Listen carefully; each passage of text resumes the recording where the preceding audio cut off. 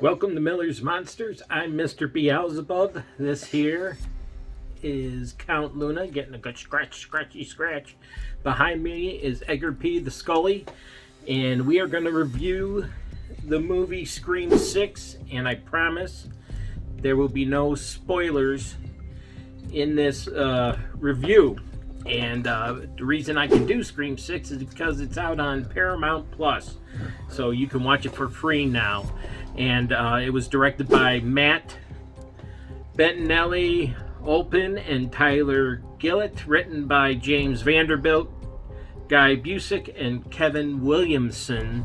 And before I get into this review, and again, it's going to be spoiler free, so it may not be a long review, but it definitely will be spoiler free. Take a moment, hit the subscribe button, hit the like button, set yourself up for notifications so you don't miss another fun episode, and ring that bell. And please tell your friends to watch and subscribe as well. Okay, so Scream 6, all the cast that survived from the original Scream 5, not the original, but the last episode, Scream 5 is back, except for, of course, Neve Campbell. And I was worried when I heard that Neve Campbell was not going to be part of this, and I thought maybe the series would then lose its charm a bit, or its appeal to the public.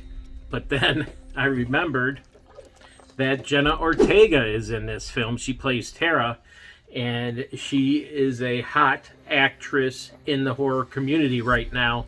So I knew that name itself was going to bring in a lot of ticket sales, and it did. And I'll talk more about what it made near the end of this. But Courtney Cox is back. She reprises Gale Weathers, and then you have, and you know, there's a little pop-up right there, and it's right in the way, live television.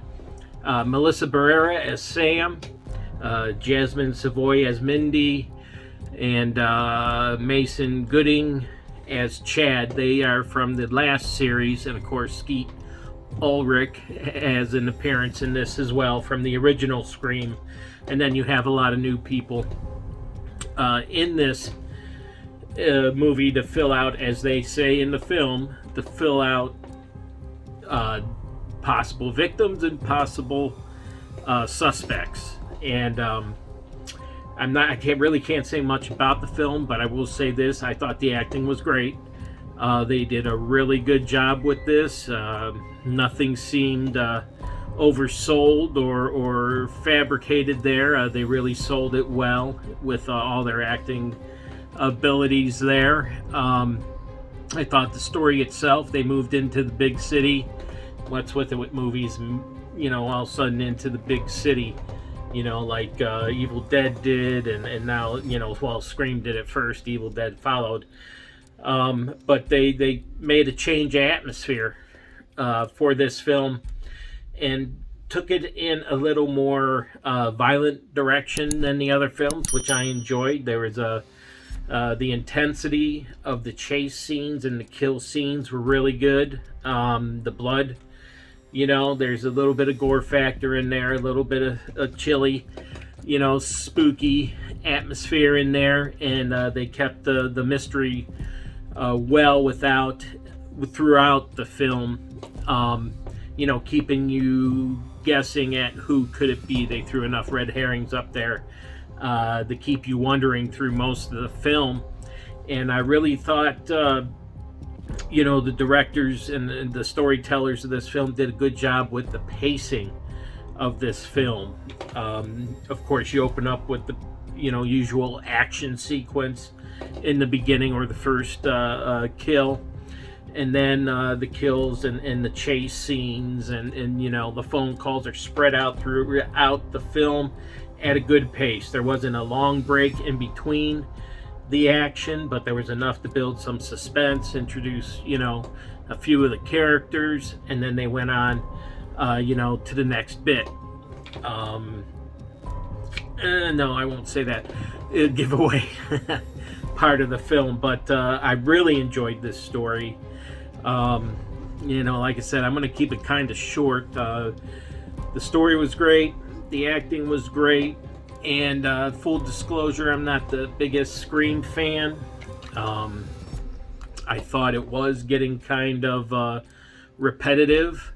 This one itself, I really enjoyed. I enjoyed it a lot, and I thought it breathed new life into the franchise for me, and I think it's going to for a lot of the fans too. Where I did not miss Gail.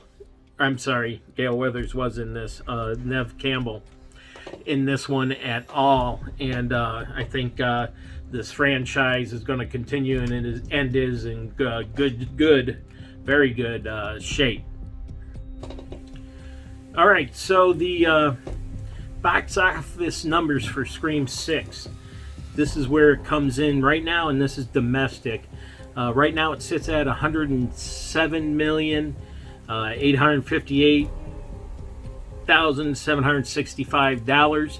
That makes it the number one horror movie of 2023 so far. It's beating Megan by about 10 million, so it's out on Paramount Plus now for free. So its ticket sales will be limited from here on out, and I'm looking at some of the other ones, and my hopeful Evil Dead Rise would creep up to the top, but it's going to have to do a lot of creeping. It's performing well, but man, here go the hiccups again.